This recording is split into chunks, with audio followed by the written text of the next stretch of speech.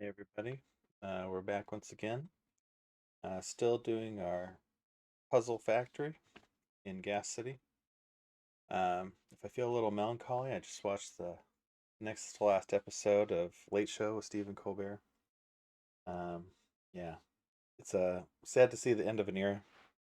I've been watching him for a really, really long time. We never got out to see the show, but hopefully there will be some opportunity for that in the future. All right. It looks like we've got our mayor session back up and running, which was the big problem from last time. Where after the weird stuff, after I hit Control Z inside of this, it got picked up by the Claude Code CLI as a suspension, and then I couldn't figure out how to interact with the Claude CLI any further, or the TTY that is sort of running the Claude Code session inside of Gas City. So we kind of killed it and restarted, and it looks like it's restarting fresh from there. We should have a handoff that's kind of old. We have the antiquarian, um, hopefully getting us some games. Have any new entries? And yeah, once again, still no. Maybe it's going too slow, or maybe the process that we set up for it that worked on the Nicody webpage isn't going to work on the Janko catalog. I keep saying Janko. It's got to be Janko, right? Let's let me double check. Um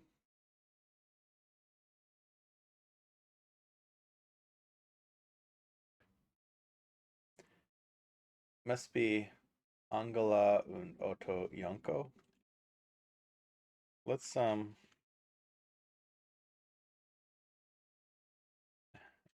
these aren't always accurate, but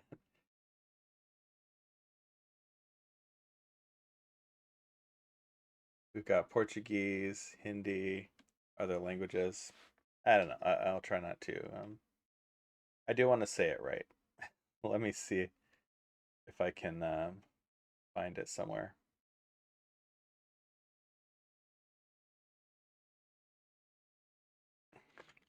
One more time.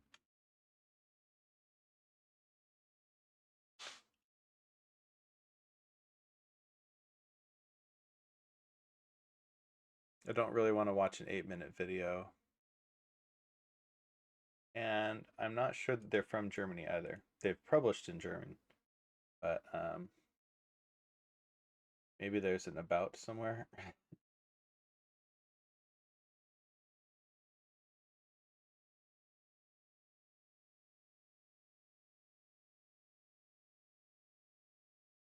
We might be able to translate this page.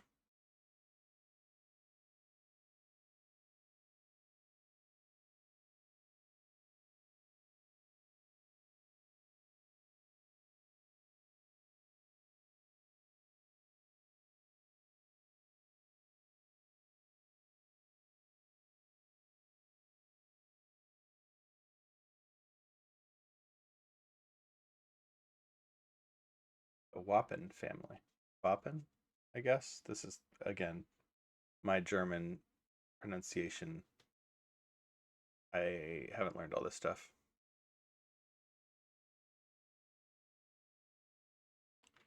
You can look them up in the Wikipedia, I guess. Might be the other source of pronunciations.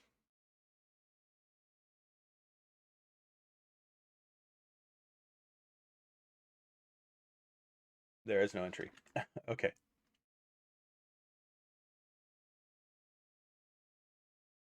And I don't even know what country code AT is.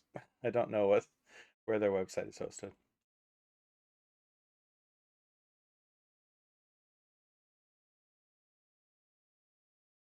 Austria? Okay. Alrighty. Anyhow, um, And their favicon I see is AO, Angela and Otto. Und Otto? Otto? All right.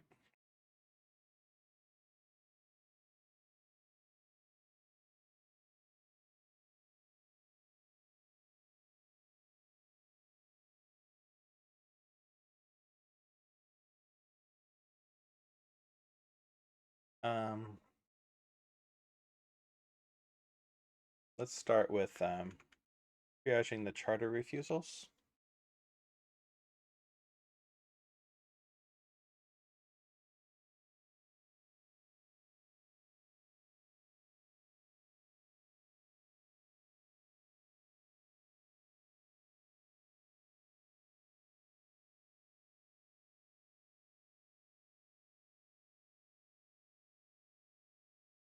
That should live inside of the um, concierge potentially.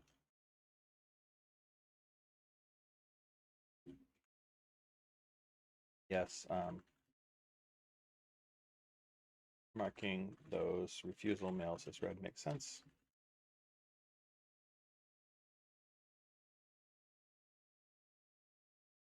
For next area, let's consider figuring out how the antiquarian is doing. It's been running for a while, but there are no staged or ascended entries in the catalog. The um,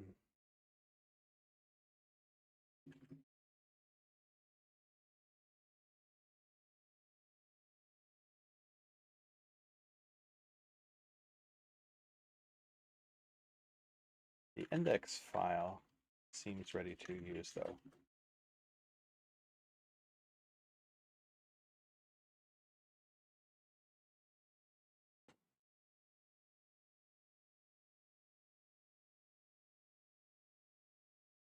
And part of this might just be overfitting.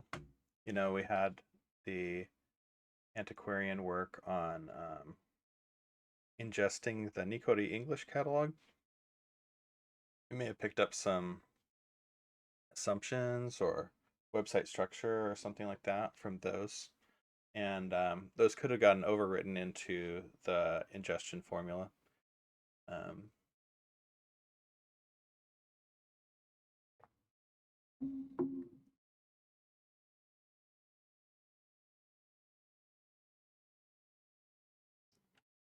I kind of feel like my instinct is that an antiquarian session should be able to tell you about the state of the catalog. It is an oracle type question.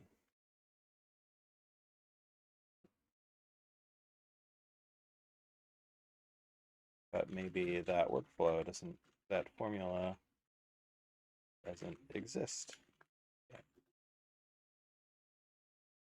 Or perhaps a list of standardized queries.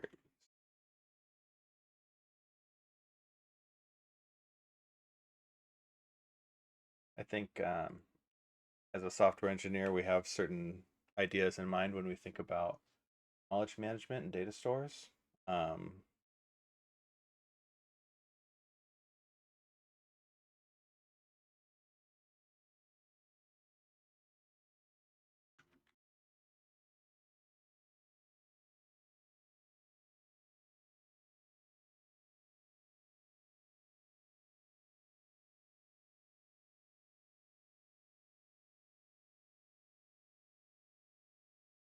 Proceed to the draft step sitting in the prompt box.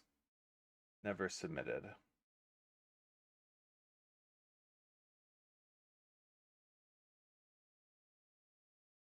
About 8 hours idle.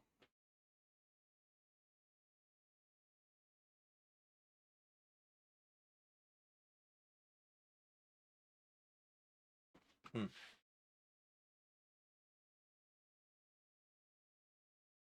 Okay. So again, it's like the mayor is slowly gaining facility with all of the GC commands as well. The kind of thing you would think that it would have at its fingertips, right? As a mayor, I expect you to understand how to pull all the levers in the inside of this control room.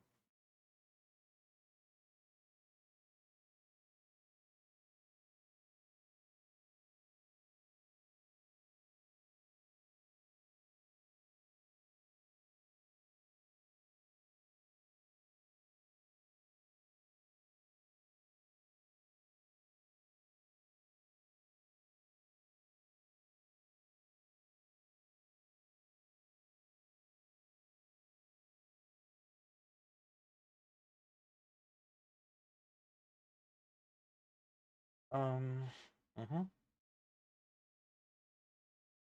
Yeah, let's think a little more about this from the point of view of the department.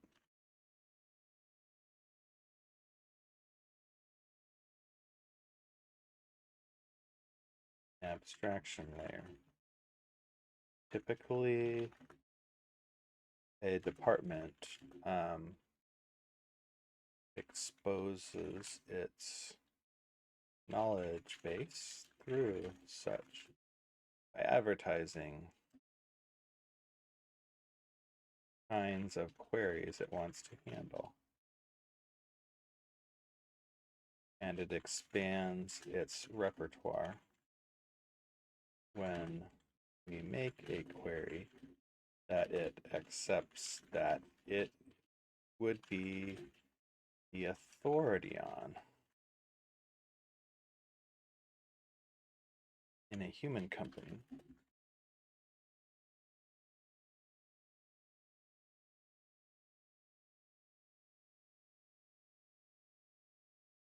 As it owns the data or expertise that needs to be used to answer the query. One interpretation of this is that every department is going to be building a repertoire and owning data. Maybe this needs to be a pluggable feature since it's so common. Feel free to criticize this idea.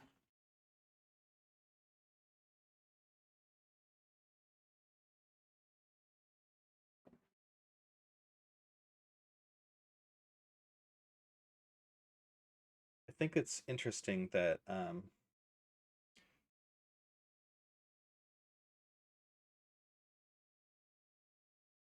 say that you went back and watched all of my videos. And you did some kind of analysis about the tenor of the discussion so far, or what I'm trying to achieve. Say that you believed that all of my efforts in this area have been funneling toward a certain goal in mind. And you go, what's Dan going to say next? I haven't actually typed in that prompt. Like, do you know what I'm going to ask you to do next?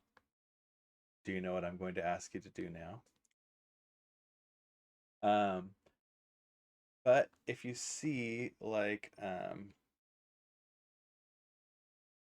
oh, we'll get to it in a second. If you see my questions sort of funneling toward a certain large idea or large concept, there's lots of books in your knowledge that say, oh, okay, if I know where the puck is going, and I could tell Dan is trying to use Gas City to recreate an autonomous software company. Uh, Only with, agent employees instead of human employees.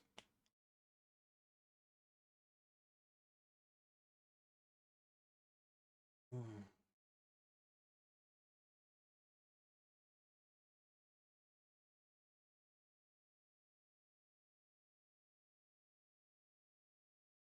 Let's see what it said. Query versus work is fuzzier than it sounds. An Oracle question and a routed bead both arrive at the same department. The difference is small, fast, side effect free answer versus durable may write files. Boundary collapses on questions like how many duplicates are in the survey index. It could be cheap or expensive. Right. So for the customer to say like, oh, just do my read and send it to a different layer, reads are cheaper than writes. You're making certain assumptions about the underlying architecture of the code in this department, right? And it is often true that, like, especially for high volume transaction data, um, reads are often cheaper than writes.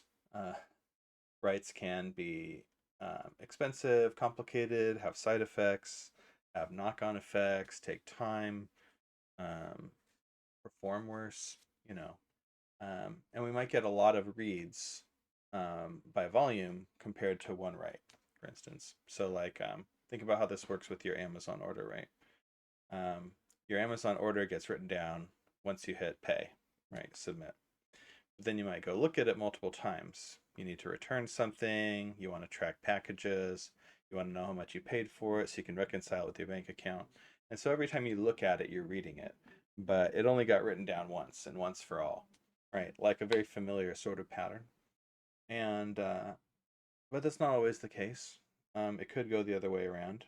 Maybe it'll only get read once. Maybe it will get updated many times. Some other kind of data. Maybe there are some writings that we do that aren't going to get read very much at all, or maybe only archived and periodically sampled. In that case, the ratio of writes might be higher than the ratio of reads. Yeah. The hard part's invisible in the service design. And so normally the way that you handle this is that the owning team or the owning department is the one that proffers the API or the interface to their data, and they're the ones who run how it all works. Antiquarian owns the expertise, but the files are on disk. And so there's an ancient story, possibly apocryphal, about the time that Amazon had to deal with this. And the problem was that if you wanted to get something done, the expensive way was to sort of go through all this rigmarole and talk to people and learn the right way to build something into their system. And the fast way was to go and read and write their database. And the problem with that is that it doesn't scale. You can't build reliable systems on top of people pulling the rug out from under you all the time. And so the story goes in one of Steve Yegi's blog posts, maybe in the famous one, the platforms rant, the Google platforms rant. He says Jeff Bezos decreed one day, we're going service oriented. We're only going to communicate through well-defined APIs, and you're going to stop reading each other's intimate data. And it was a huge sea change for the company, very painful, but it was necessary. Perhaps it required that level of, um, you know, imperial command to get that sort of cross-cutting initiative through all the teams at Amazon. But it was very huge. It was huge because it allowed them to start innovating from behind their interface in a sort of atmosphere of safety, where anything that broke about it was no longer somebody else's problem. It had to be your problem. And you had control over your problems, and you could fix them, and you could have a quiet on call if you wanted.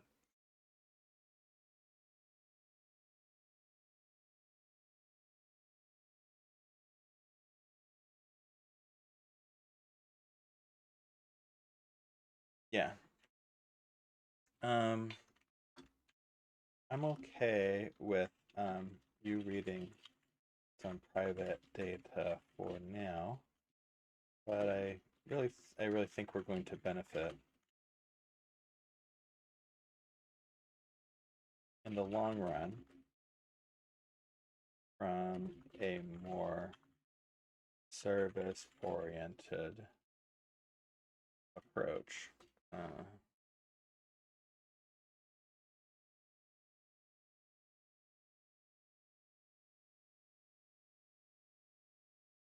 Mm-hmm. Mm-hmm. The hypothesis is that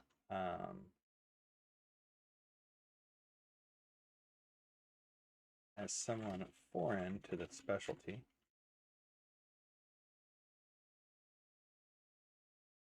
your view, or even my view, is going to become inferior to the services view.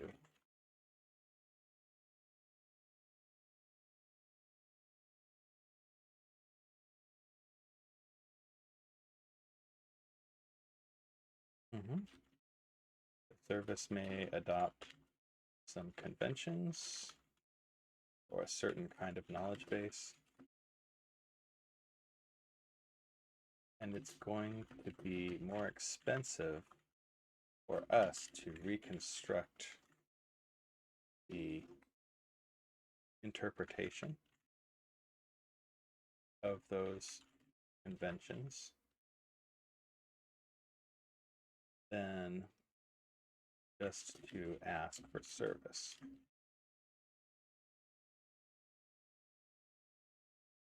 As your scope grows as mayor, we will want to delegate such questions and avoid recreating the world in your context.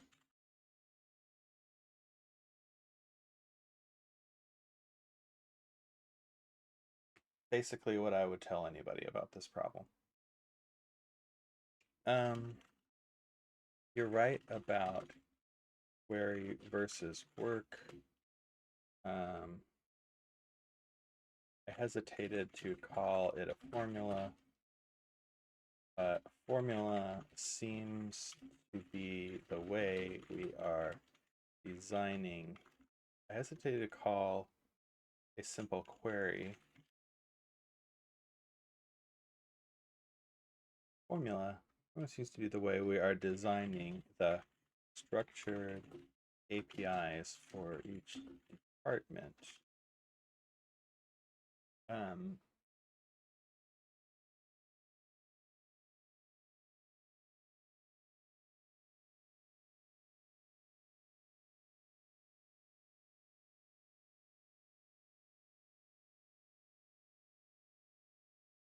Keeping the framework homogeneous might be a boon.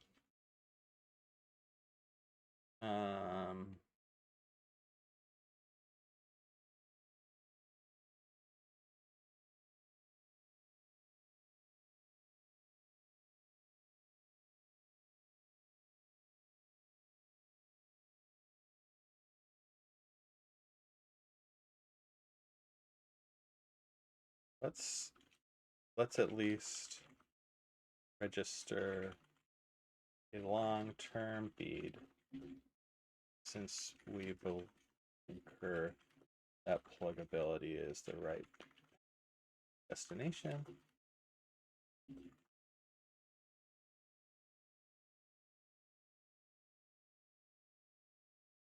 I think that each department could maintain some queries MD, and that it would probably do the trick for giving each one some capability. As an oracle, we might also be able to write a generic oracle formula.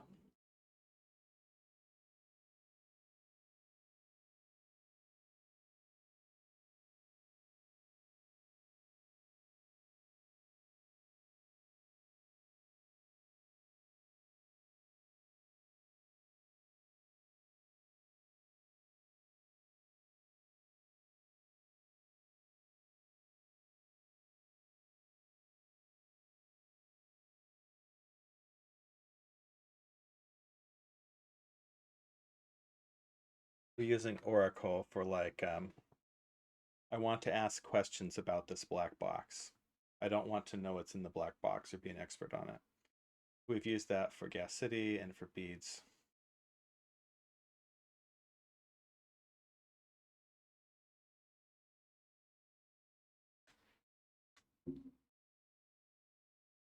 Cool.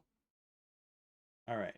I think we gave it enough to think about, work about, probably. Okay. I think we're just going through in order. And we're going to skip the ones that we've already seen. We've already seen Akari lanterns. Army ants.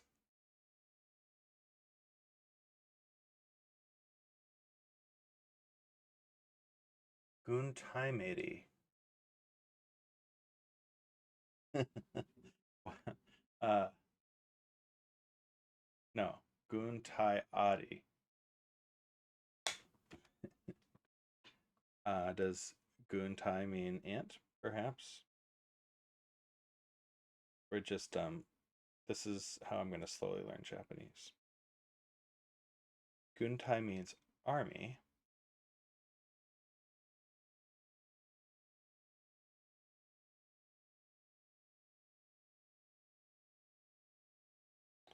This is showing Adi something completely different.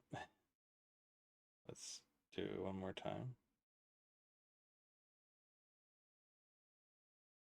Guntai Adi is army ant in Japanese. Okay. Move some numbers within a region so that snakes of monotonously, I think I would say in English, increasing numbers are formed independently of region borders. The sections of a motion line run horizontally or vertically between the center points of orthogonally adjacent cells. At most, one motion line may pass through a cell. The snakes may not touch each other orthogonally.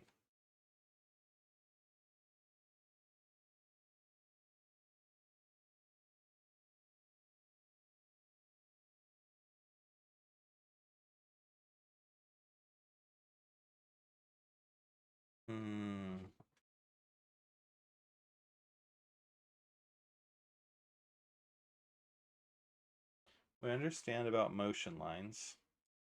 We understand regions. They're these boxed borders. We understand only one motion line passing through a cell. We understand snakes not touching each other. You know, they're not going to branch. I guess I'm having trouble interpreting in the final diagram.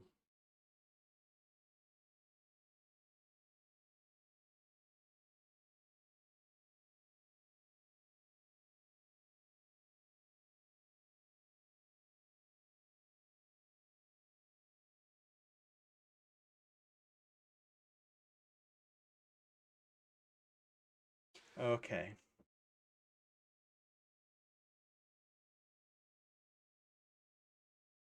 Oh, okay. I think I understand now. So the point is not the movement exactly, although that is what we're trying to do. But in the final thing, we've got the numbers 1, 2, 3, 4, and 5 are adjacent. And over here, the numbers 1, 2, 3, 4, and 5 are adjacent. And over here, the numbers 1 and 2 are adjacent. And so we didn't have, so we had, we can't move the numbers outside. And we had this problem. Oh, okay. And also the snakes not touching each other orthogonally. So none of in the final product, the numbers are not next to one another at all. They're not touching one another. So we would have had a problem, for instance, if we tried to move this 2 up here, we'd give the second 2 nowhere to go. And so if it became part of a snake, then it definitely would be touching this one. And vice versa for this one. We'd have to say these 2's just aren't moving. And so there's no 1 in this region at all, and there are 2 1s in this one. So we'd have to feel the 1s here need to move around so that they start forming snakes. That's sort of the idea. Okay. They're all getting in line. And they're rank ordered. I guess that's the army part. So we'll call this one Army Ants. I'm just going to use the exact title that's in Janko. Assuming it's Janko. Feel free to correct me.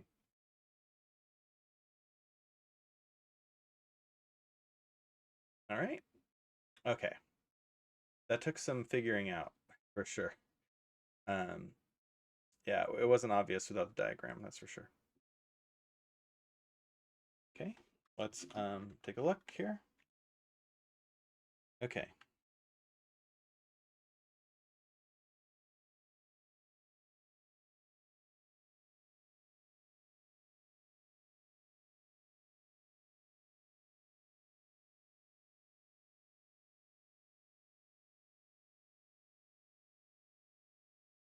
We have a goal that will have a queries manifest and a generic Oracle formula.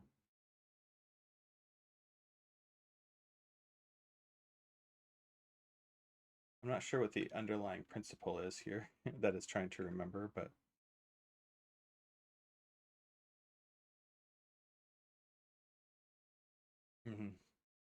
okay. All right. Yeah. Yeah, we can let it start.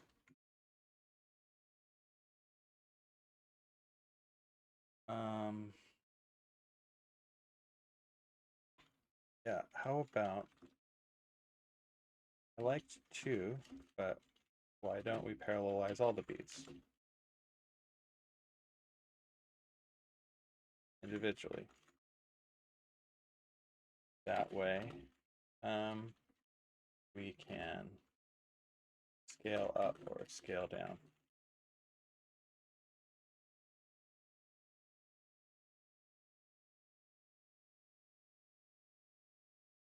And make incremental progress. If we quality check samples as we go, we'll be able to correct any issues more quickly than if we get a whole batch wrong. So this is another one of those interesting. This is like the robot has read a book about this. The robot has read how to parallelize large works, why we don't want to work in gigantic batches, why we want to atomize our work as much as possible. And there's lots of reasons for this. One is that you get more granular measures of progress. Um,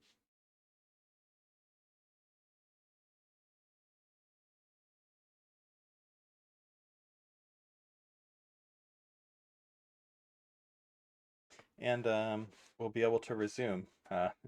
So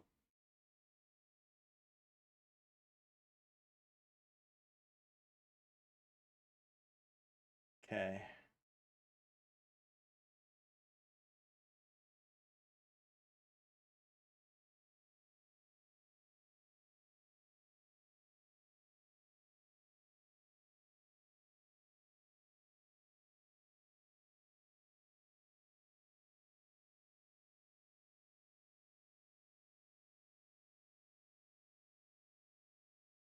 Yeah, I think for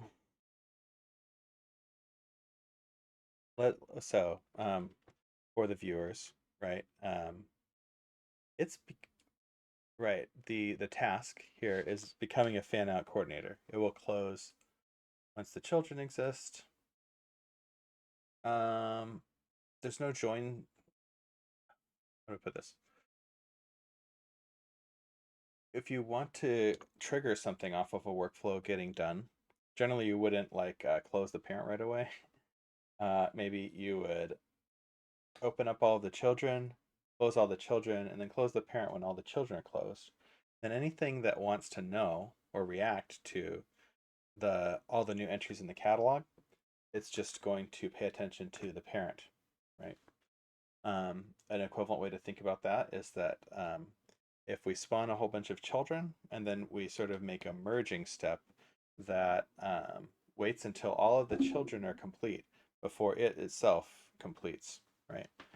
Then something could be listening to the completion, right? And react accordingly.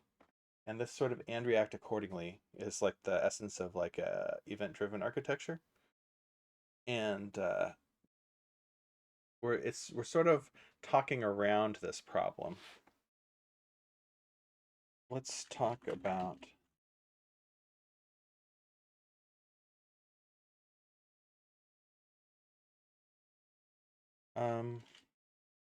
we could ask DC Oracle about the pros and cons of singleton named agents versus pools. I am not opposed in principle to having multiple antiquarians doing work.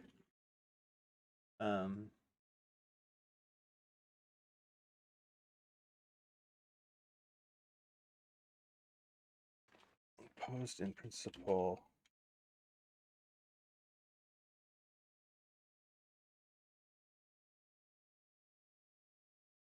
However, we don't want to lose the special relationship with its prompts or knowledge base, etc. Each agent should be able to provide lessons and best practices back to the group, to the, I'll say, department. Group is a weird way to call it, right? Because they're sort of ephemeral. They're sort of clones, you know. All right.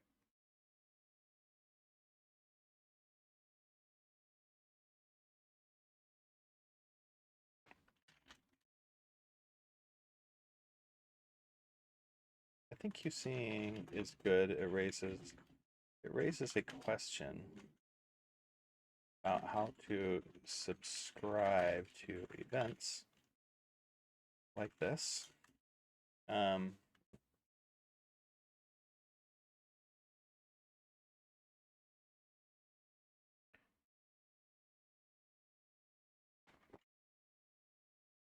There are certain lessons from event-driven architecture we might want to draw that might suggest that we do both. We split beads. We make a parent bead for a batch. Put 25 entries under each parent. And then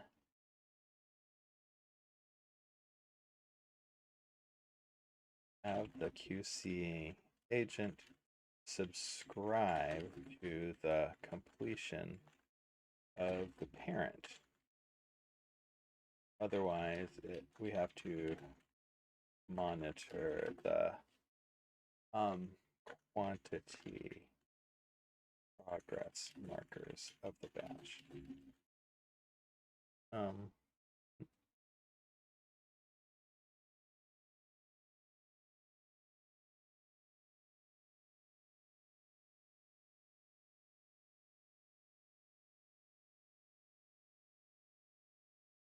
React to the completion of the batch.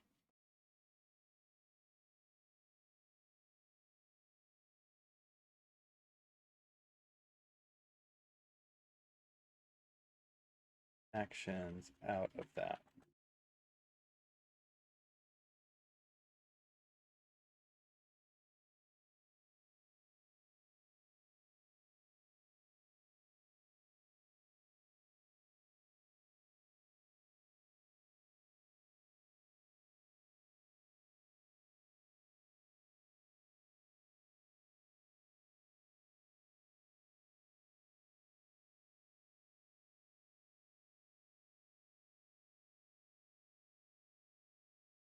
if we don't do pool scaling immediately, we should consider it for all our departments. Okay. There we go.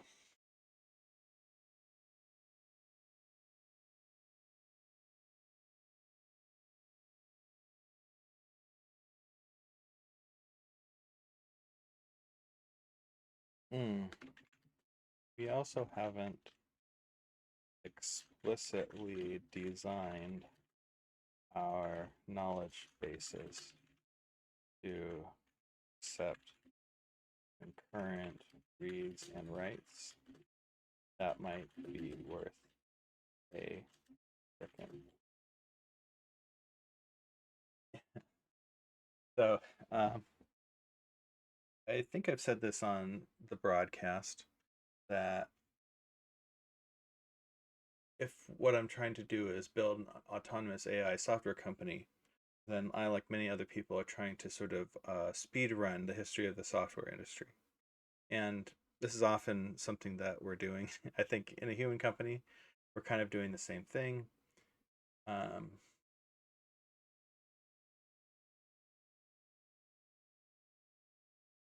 we're having lots of ideas, but um, you know,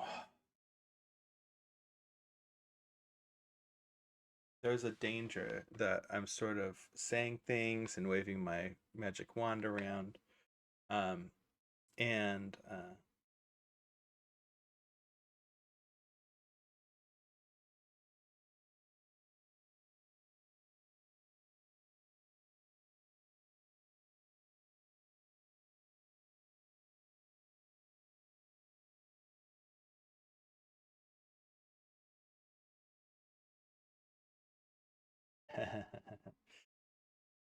GC session. Yeah, there you go. Okay. It seems kind of silly to have GC agent has moved to GC session. But I guess we can't alias it because some of the commands got moved to GC runtime. Okay, great.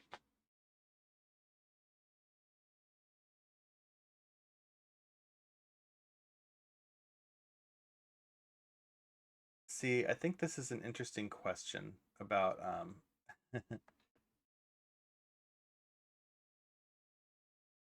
yeah. Okay. We've got a GC Oracle getting up and running. One of the questions is in this kind of system, right? You keep all the agents around. It should be very cheap to just spin them up and start them doing stuff. And so it seems like the way the system should work is that you create work and then you create it for a certain sort of agent. And then the system reacts by giving you an agent to do that work. And then it finishes the work and then it goes away or it goes back to sleep or something like that. Or connected design questions. I guess you could say that. Okay. Okay, we've got our army ants here. And so we know that this is a problem. So you could definitely draw a you could imagine that there is a starting for this puzzle where it's just done. The thing that we're trying to correct is the fact that some of these elements are out of place and there's no way to fix that. So for instance, we know that nothing's going to be, let's use red for our ants, of course. Nothing's going to happen here for the reasons we outlined, right? We can't have two ants next to each other at the end of the puzzle. And the only way to move anything around inside of this box is to move a 2 next to a 2. So that can't be right. We've got two ones, and they're the only ways. We know that our ants have to ascend in length, and so we're going to get these two ones next to these two twos. So it's kind of competing with moving this one south and moving this one north, and then moving the other one around the 5. Second thing that we're kind of contending with is that we've got to move this 5 the other way so that it meets a 4. And it could do that in this one, but then this 5 isn't next to any other 4s, right? There's no way to move it. So these two kind of have to go together wherever they end up. And it's the same argument for these, for this 3, right? There is no closer 4 for this 3 to belong to. And so these have all got to be buddies in some sense, right? And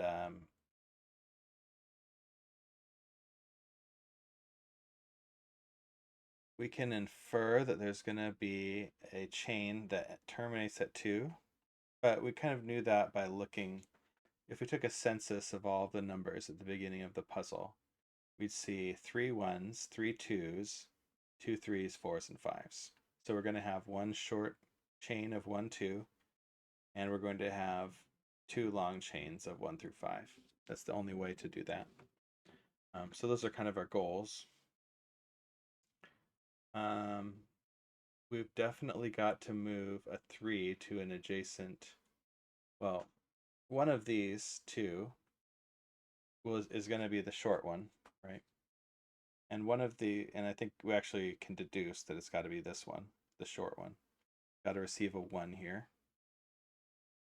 Could even write that in. And then this one is also got to receive a 1.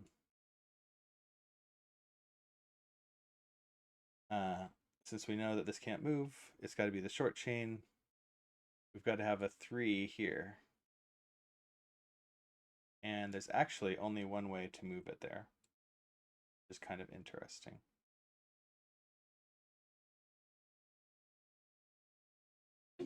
Okay. Then we've got to get the 4 into place. And remember, the lines can't cross. So we've got to move it over here. And 4 is going to end up here. And then the 5 stays still. Okay, so this means that we've got to complete our chain.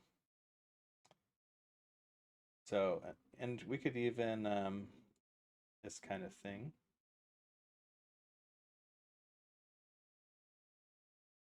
We can ensure that means that there's, in the final solution, there's not going to be anything here, not going to be anything here. This is where it's supposed to be.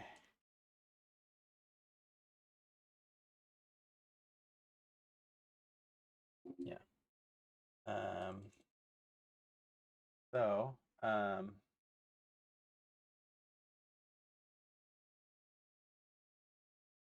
we do have a lot of room to play with, right? Like, there's not going to be anything here, here, here.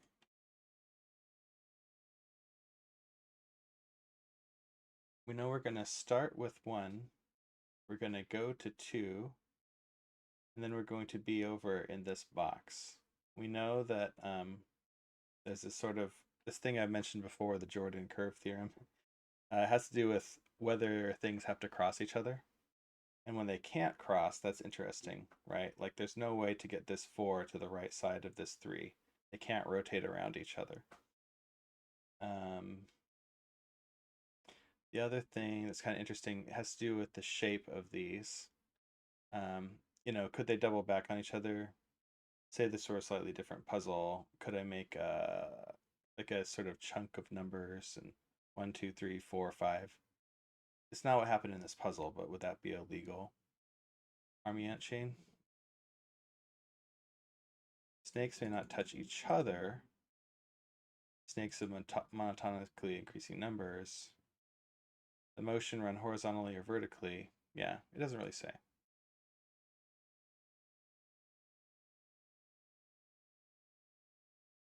Let's see what it has for us.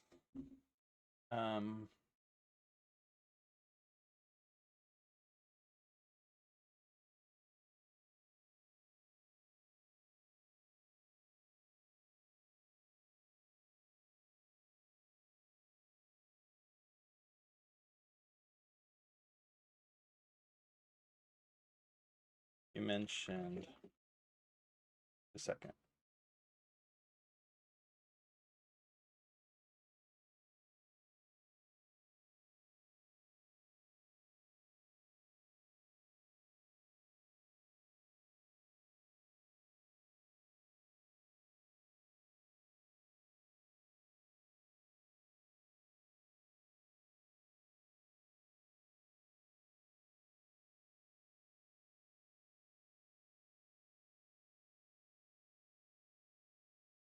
Sorry about that. I guess we're gonna be cutting this one a little bit short.